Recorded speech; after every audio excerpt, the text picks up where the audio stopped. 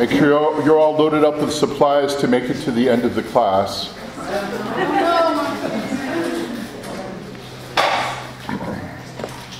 All right, so let's go to then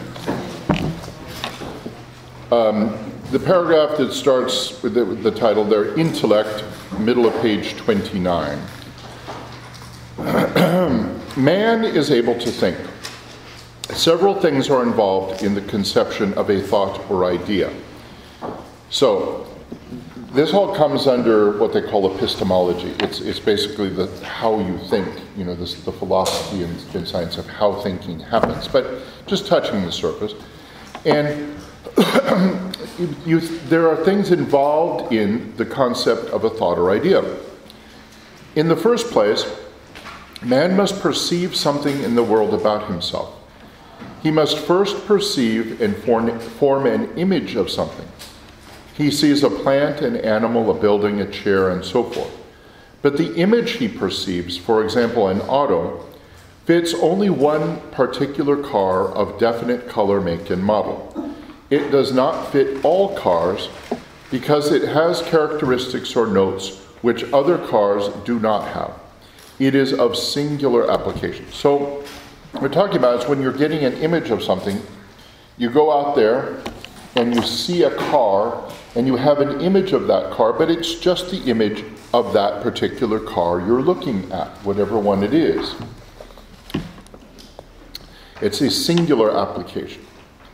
When an image of an auto has been formed, though, we have a power that we can apply to that image.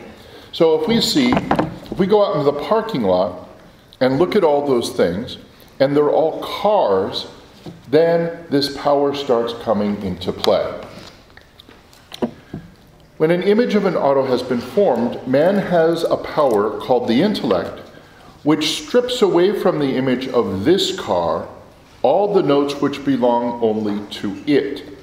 It removes the individualizing characters of this image or picture. The intellect loses sight of those things which make this car different from that car. It does not conceive of a car being of this particular color or make. It simply grasps what all cars must have to be called cars.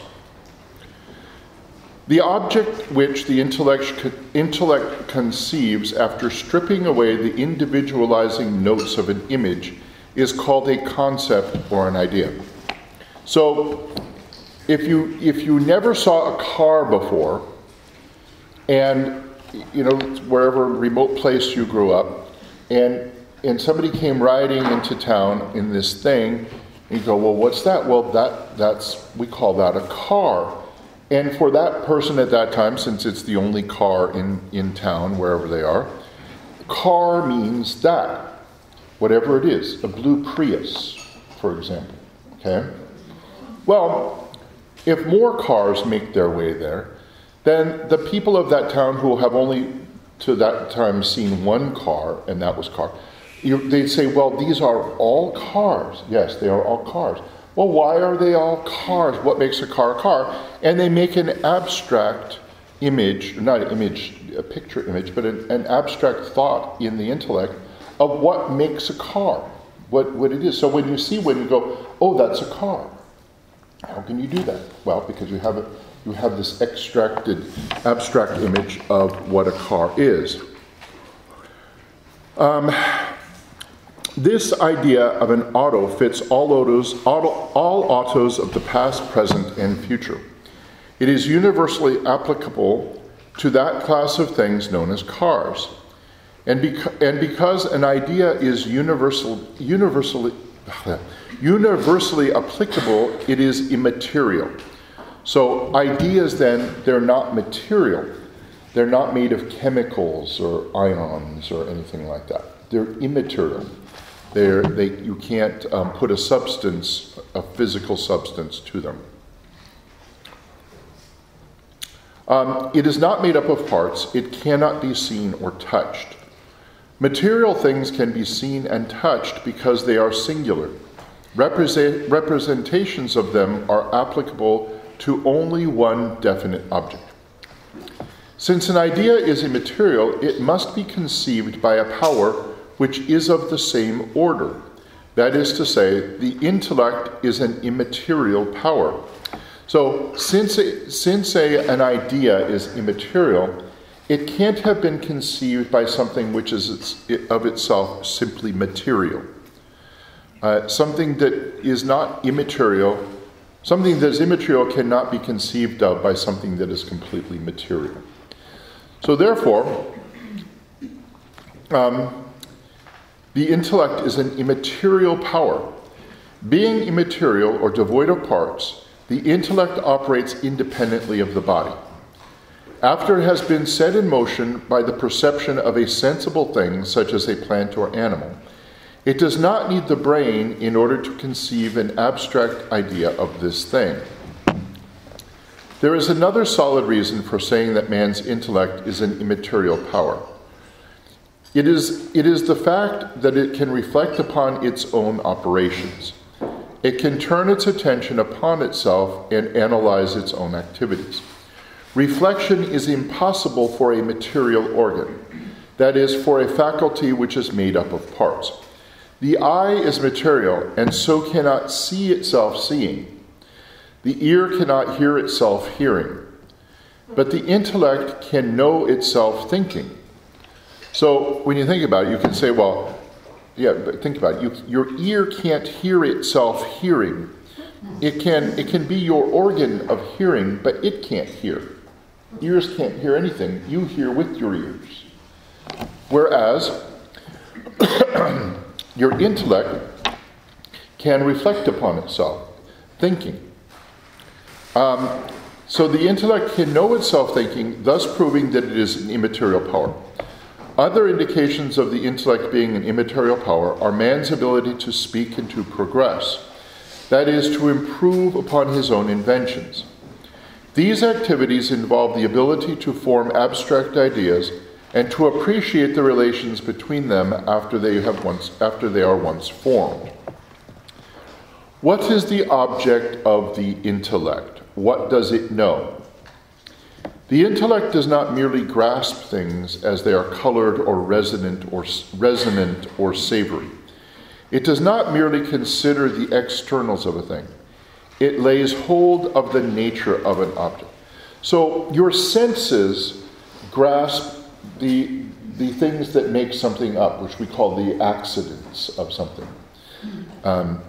The accidents of something would be the color, the smell, the shape, whatever. Those are all called accidents. And it's your senses that grasp those details. Your intellect, on the other hand, lays hold of the very nature of the object and classifies it in your spirit, basically. But for man to know a thing, that thing must have some sort of existence. If it exists, it has some kind of being. Man cannot form an idea of nothingness. A thing which exists need not be material, it can be immaterial. Since man can directly or indirectly come to know all things created and uncreated, finite and infinite, actual and possible, material and spiritual, the object of the intellect is being in general. So just being is what the object of the intellect is. Whatever is, which is being in general. Will. So, that first part was we covered intellect, now will. Experience plainly shows that man has the ability to strive to possess things which he knows.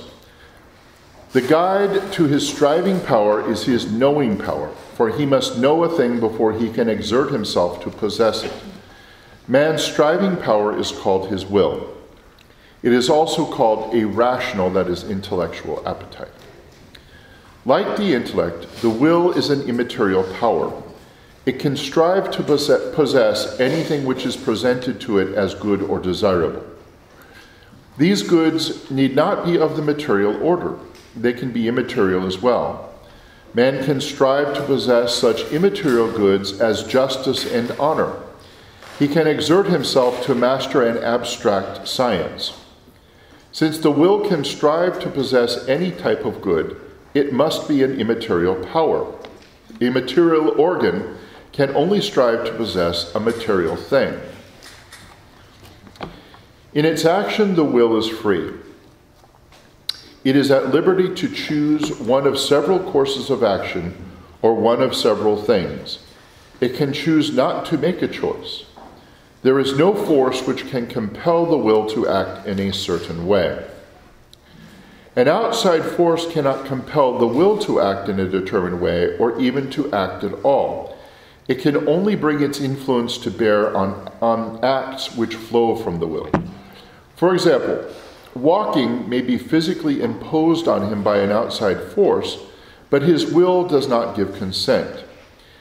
External compulsion cannot reach the will.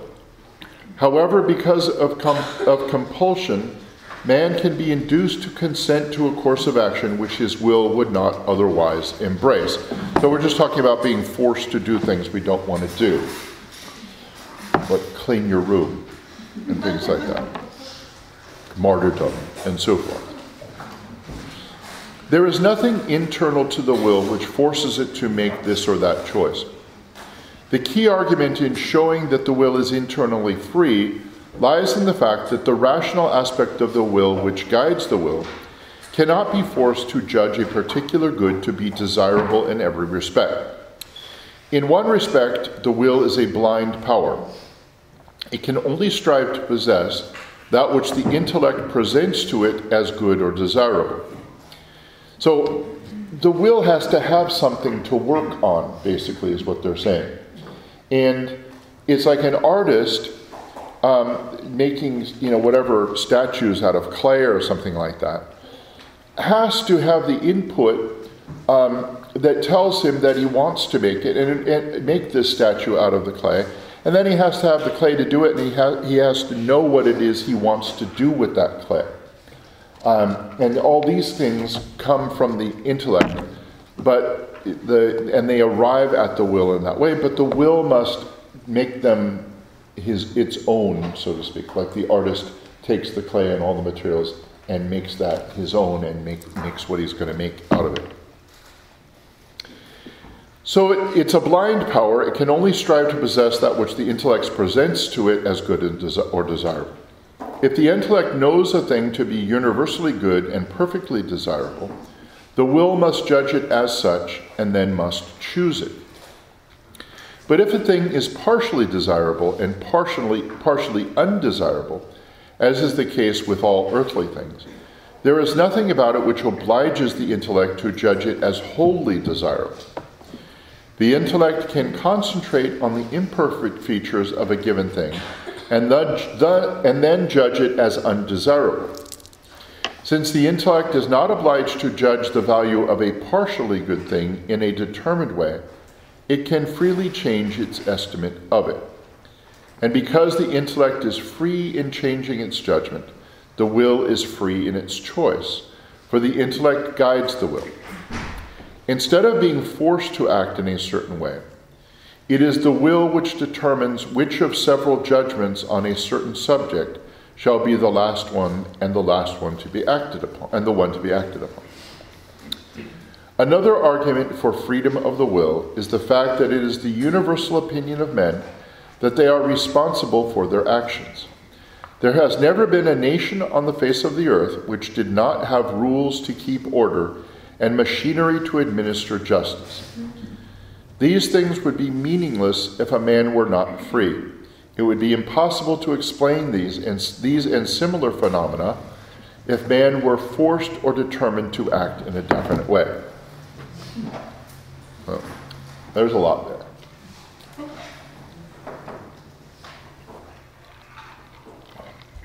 That's why you got to read these chapters more than once.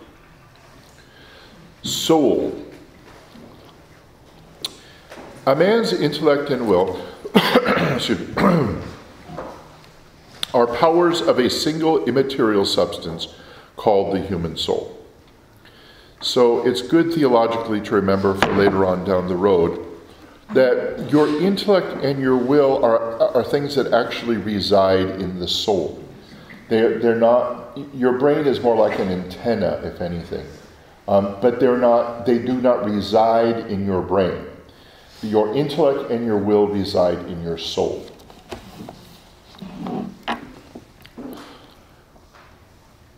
A soul is an immaterial substance.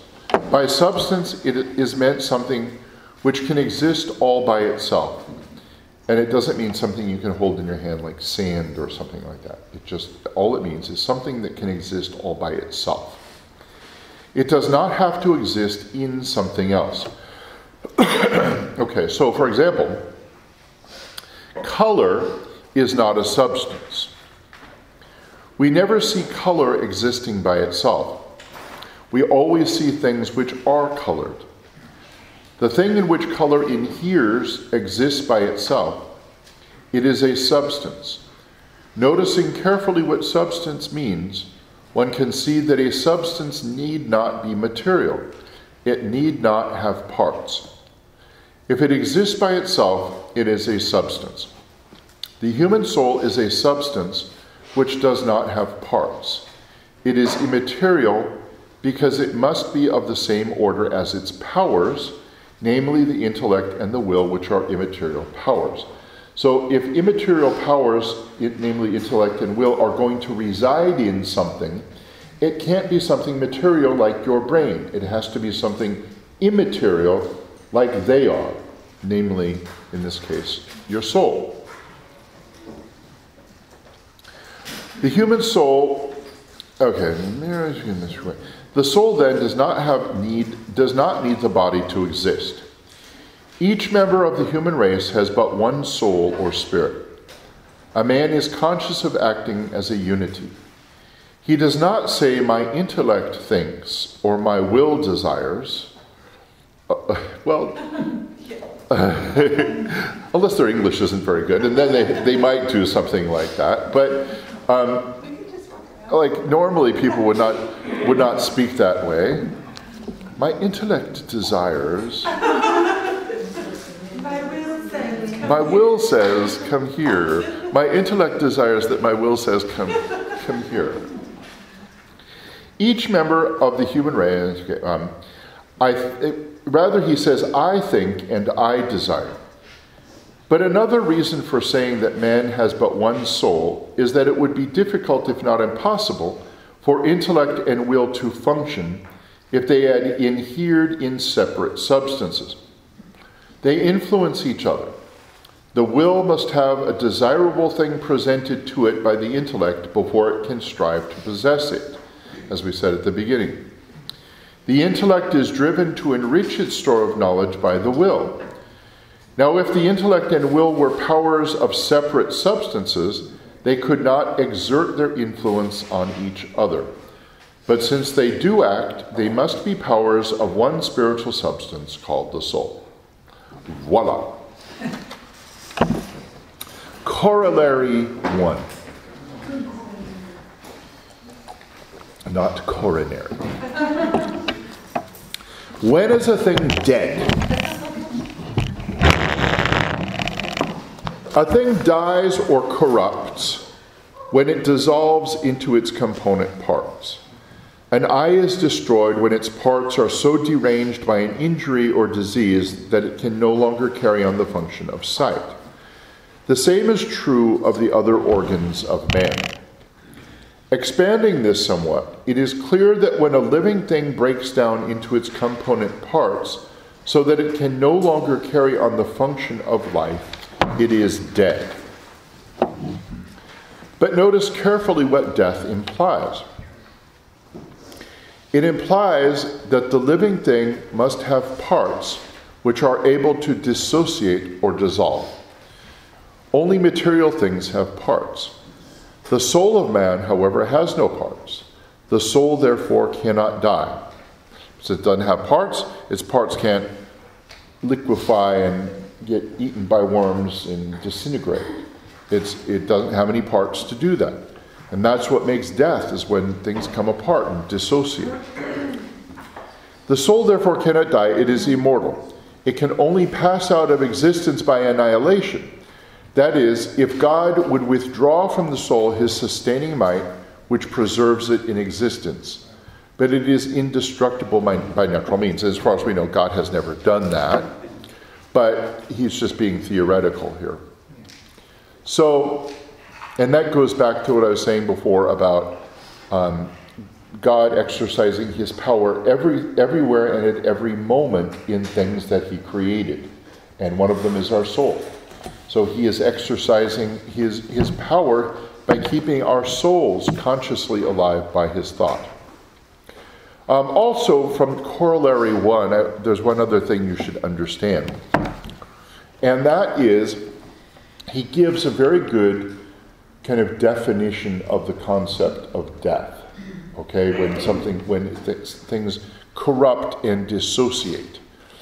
The Catholic definition of death. So in the Catholic definition of death, and this is from, Catholic medical treatises from long ago, of course, but they still hold.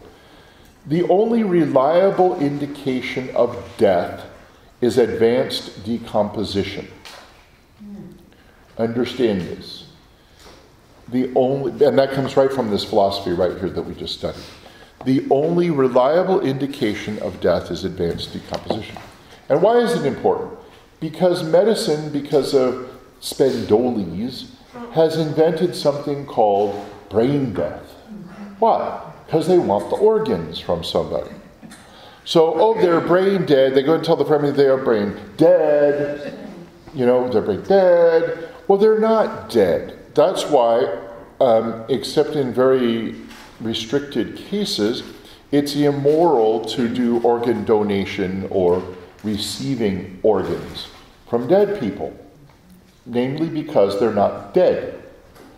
If they were dead, their organs would be dead and nobody would want them. And in certain cases, these people would probably still be alive, except that the medical machinery has decided they needed to pass away to get money for their organs. So keep that in mind.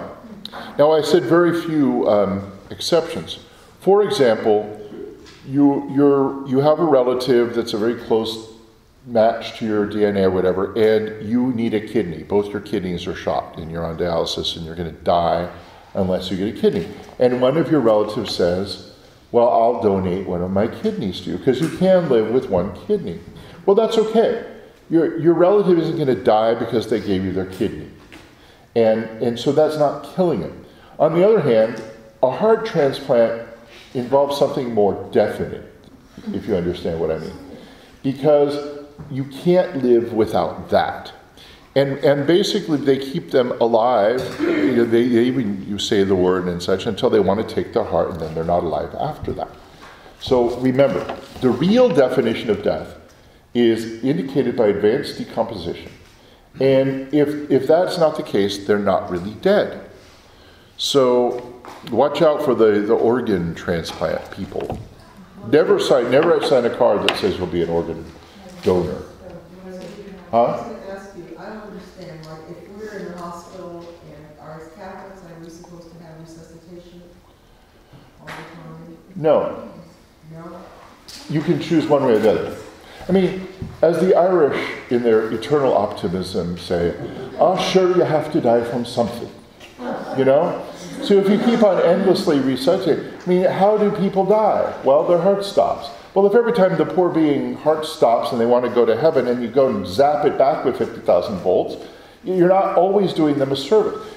But you have to be careful in that, because they have advanced directives from everybody. Yeah. But you have to be careful about that, because I've known at least one case where the person says, well, I don't want to go on life support, okay? Well, it was a case of this daughter who really wanted mama's money, all right? And the mama had some kind of accident where they would have to put her on life support, the breathing, but for just a week or something like that, until she got her own breathing back. And the daughter says, no, she never wanted that. And I have it right here in print. So they unplugged it. Now, 1 week on the respirator and she would have been fine. So this is where, there's a little, where do you draw the line in that? But you're not obliged, if you're just going to die of natural causes, to be resuscitated all the time. you can, have what they call a DNR.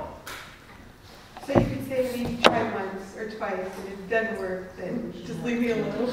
Well, no, but you can say, like, in the case with my father had dementia, he was, not doing so well and everything like that, living at home with me, and he had a DNR. It's just that if his heart stops, just don't bother trying to start it. Because he was, already past 80, and if God wanted to take him by stopping his heart, then that it's fine after a certain point,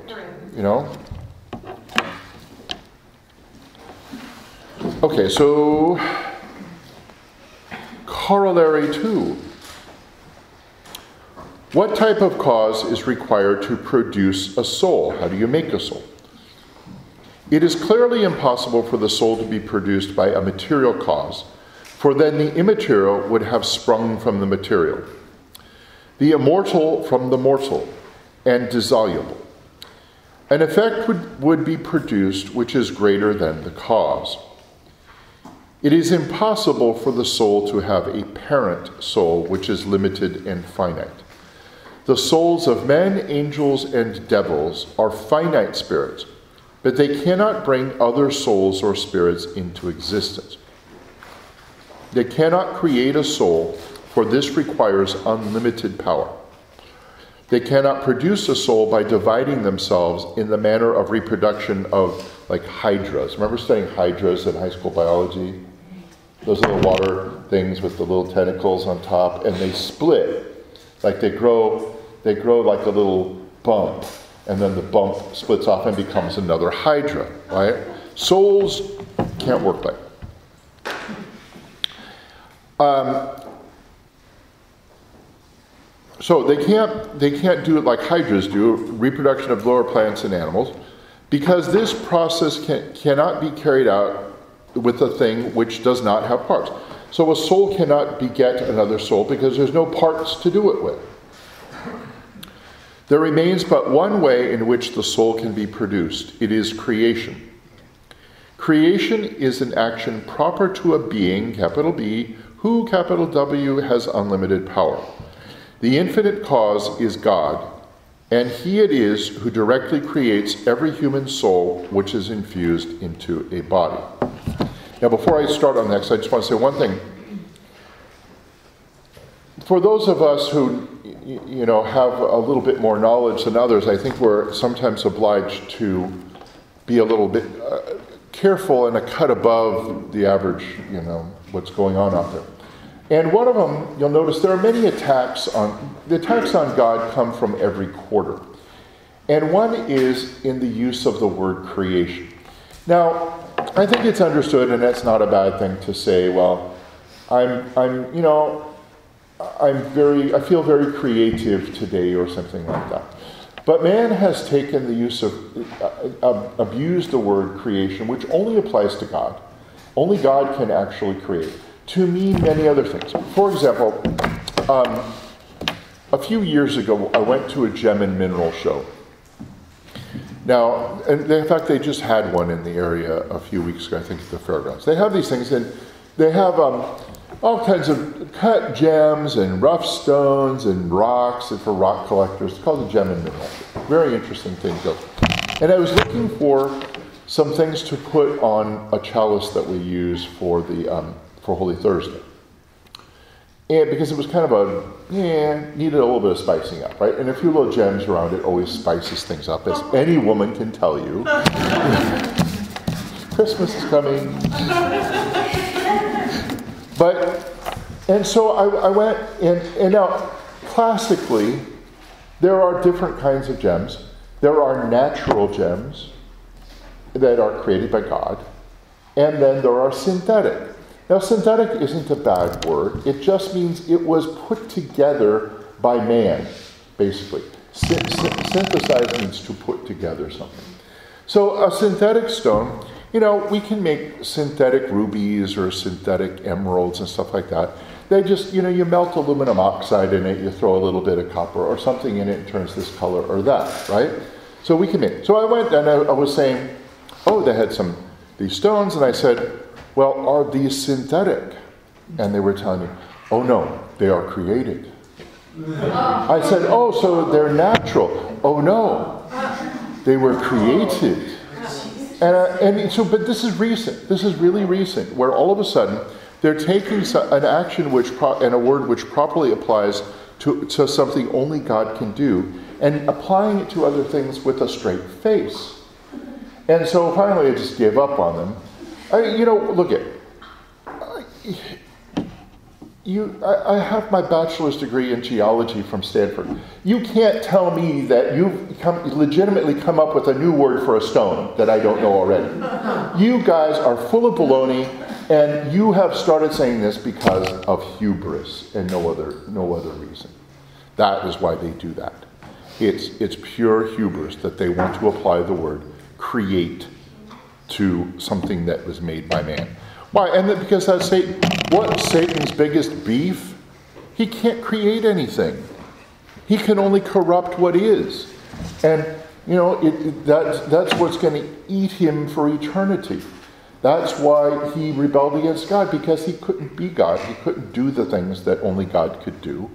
And he wouldn't have any of that. So therefore he would not serve God. And that's so that's really Satan's own thing. So now these people at gem and mineral shows are usurping Satan's tactics. Yes, Linda. Can you sum up again what they were trying to say with the will, about the will? The will? Okay, the will is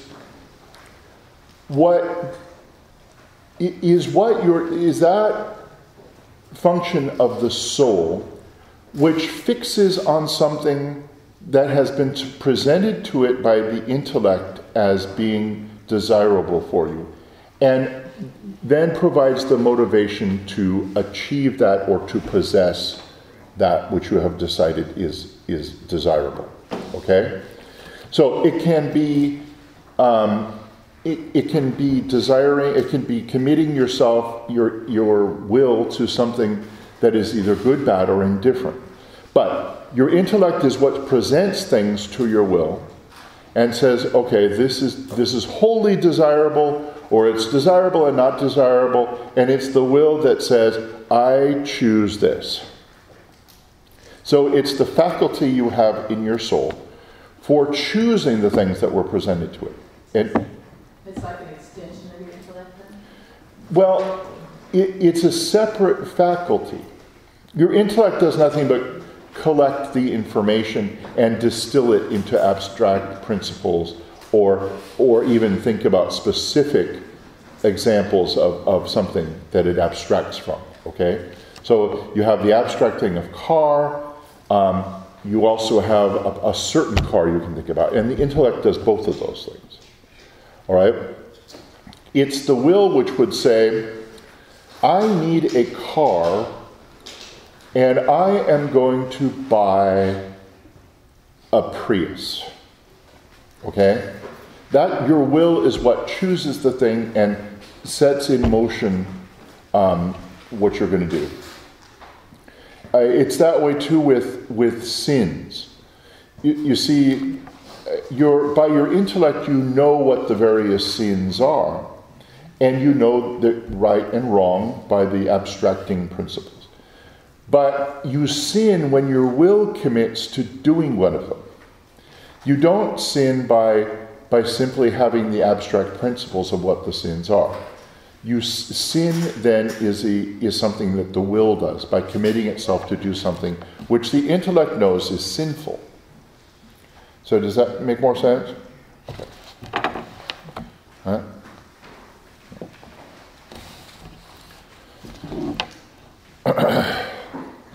Okay, so that's creation. The necessity of religion. One of the most striking features of recorded history is the fact that there's never been a race of people, never been a race of people which did not have some notion of religion. The archaeological discoveries in Egypt and in the Middle East have never failed to produce fresh evidence of the part that it played in the lives of the people who lived several millennia before Christ. Sometimes they don't know what the thing they dug up was for, and so they figure it had some kind of religious thing.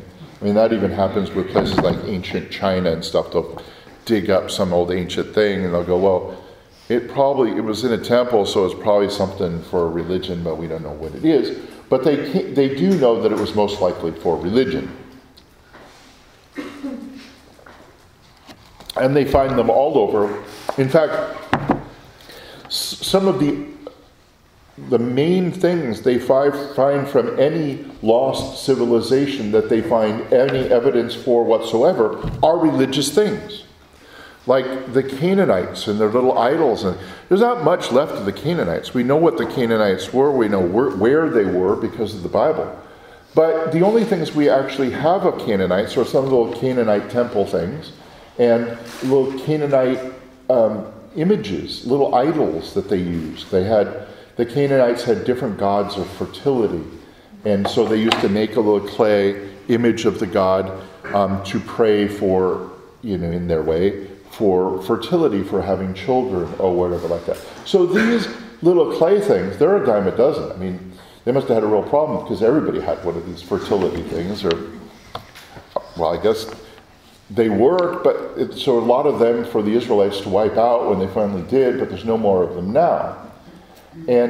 But the point is that whatever exists from most of these civilizations are religious things when it comes down to it. We don't see a lot of the other things, mainly because a lot of the things for religious purposes were made out of durable materials where the rest of the things weren't. So you could put a thatched roof on your house or whatever, and that will just dissolve over time or burn or whatever happens to it.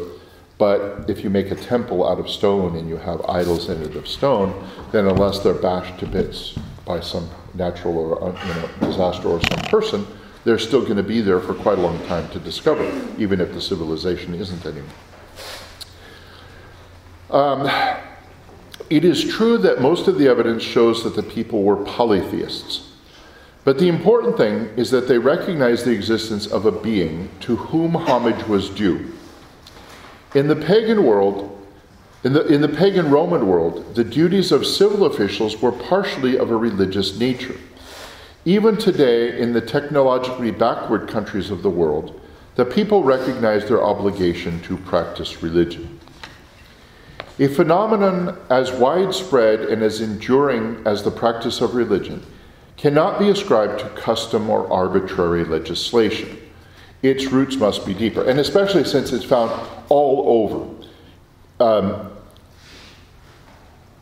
Civilizations which had no real contact with each other in the significant sense when they were happening, like Eskimos and ancient Egyptians, for example. Yes, they all came from the same two parents, Adam and Eve, so there would be something of the shared experience along the way. But their expression of religion was so universal, yet so different in many cases.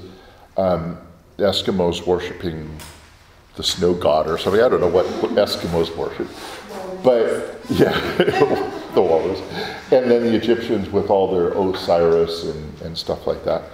The point is that it's too widespread and too universal to just have been a fluke kind of thing.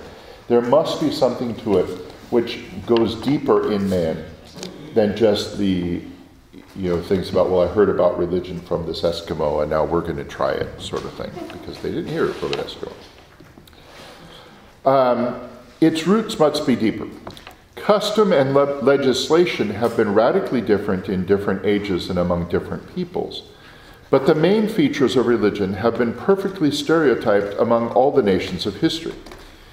It is important to discover the precise meaning of religion and to seek the basis for its stability.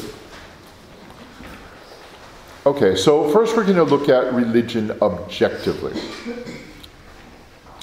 Every goal requires the proper means to attain it. We will see that God is man's supreme goal in life.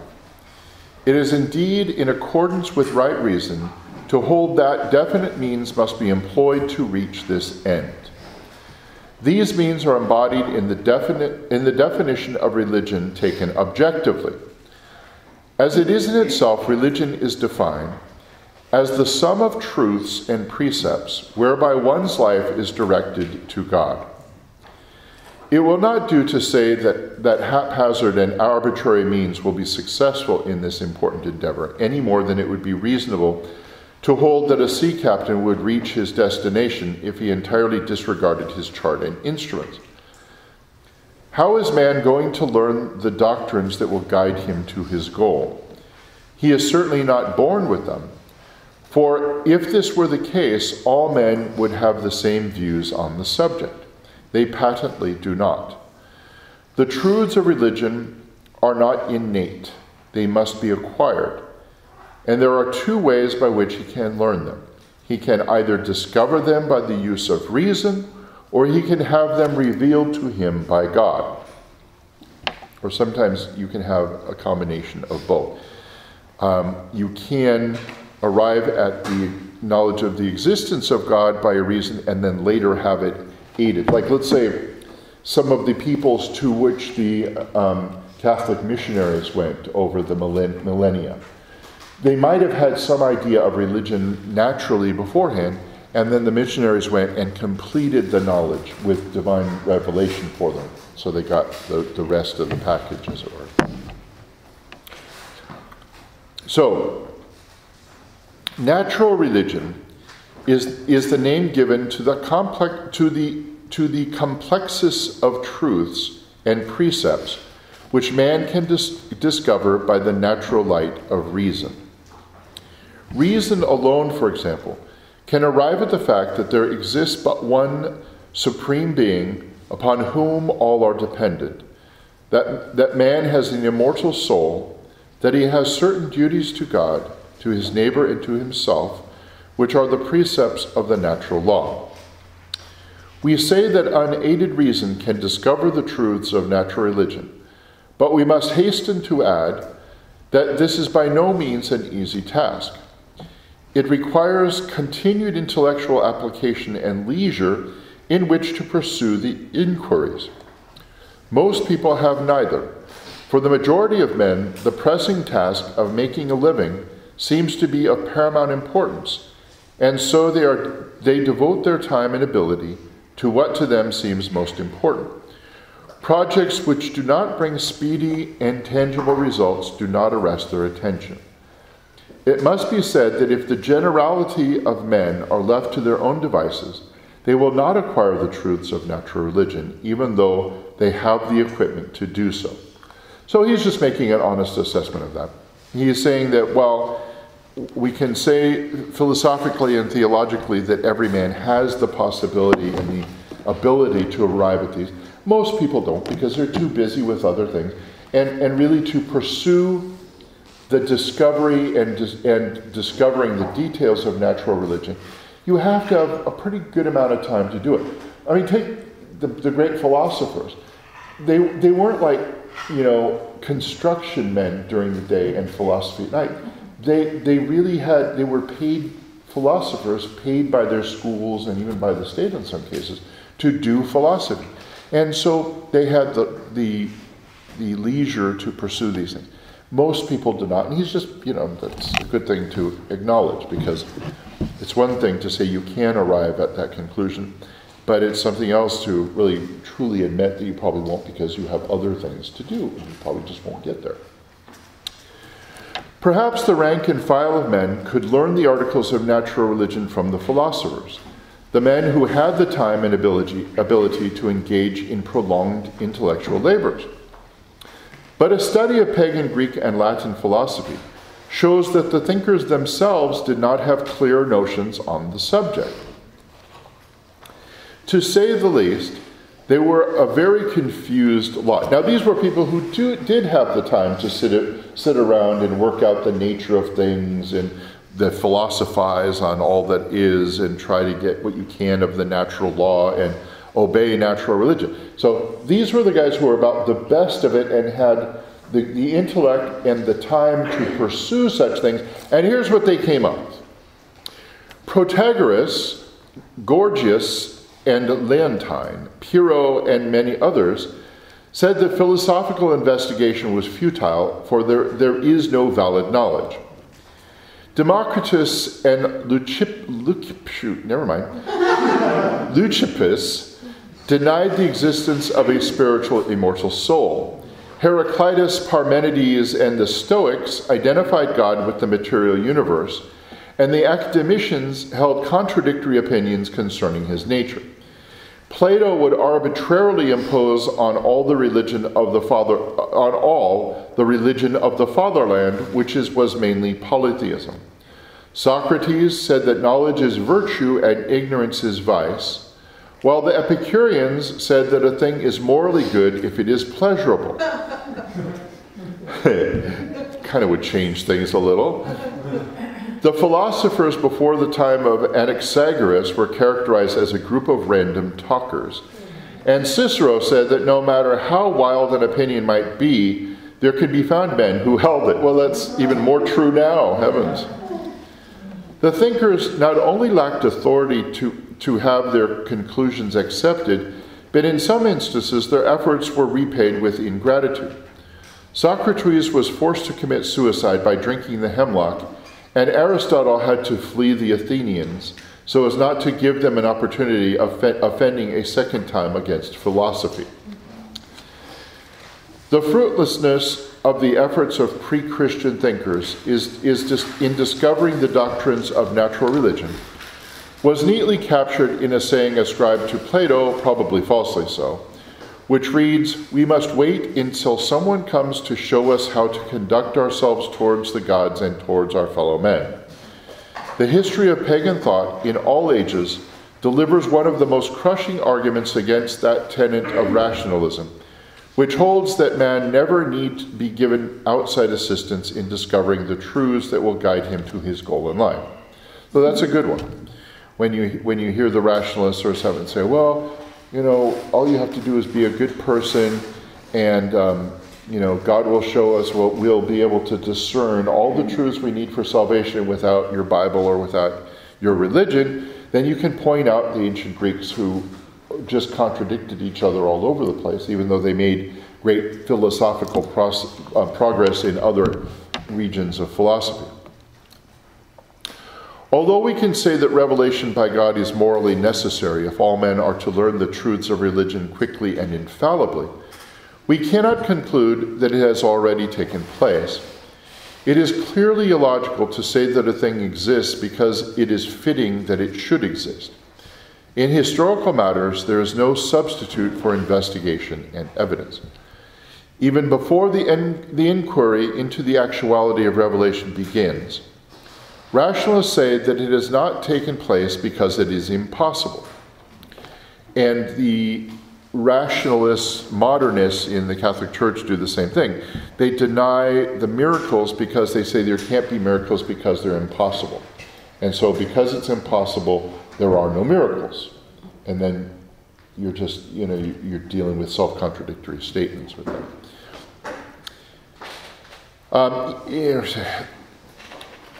They rightly conclude that if a thing is impossible, to inquire into its existence is wasted effort.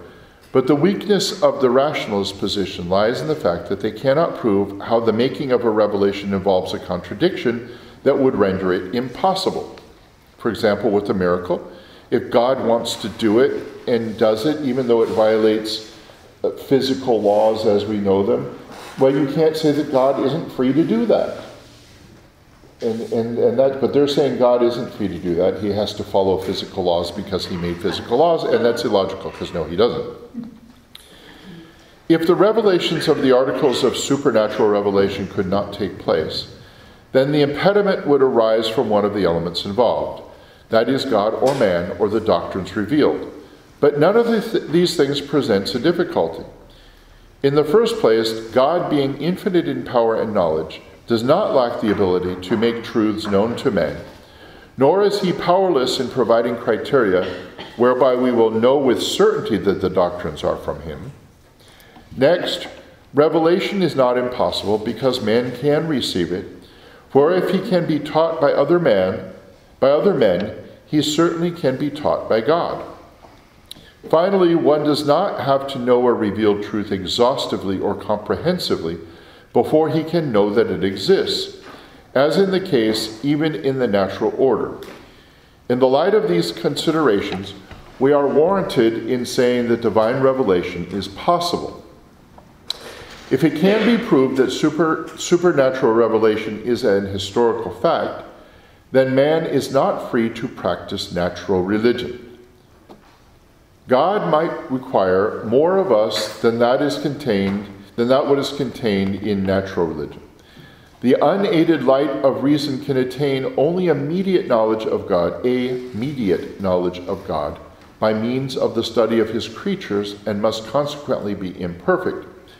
The study of nature can result in the knowledge of such truths as are necessarily connected with it, and can tell us nothing about any free acts which God may have performed above and beyond nature, the knowledge of which he may nevertheless require of us. Okay, so with that we conclude. Can we read all that at leisure?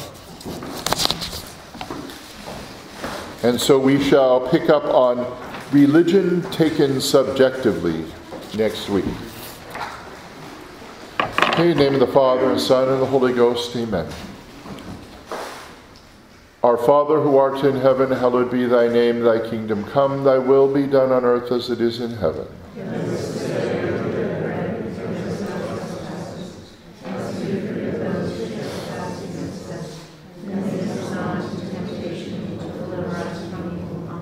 Hail Mary, full of grace, the Lord is with thee. Blessed art thou among women, and blessed is the fruit of thy womb, Jesus. Holy Mary, Mother of God, pray for us sinners now and at the hour of our death. Amen. Glory be to the Father, and to the Son, and to the Holy Ghost. As it was in the beginning, is now, and shall be in the world without end. Amen. Our Lady, seat of wisdom. Pray for us. Father, and Son, and Holy Ghost. Amen.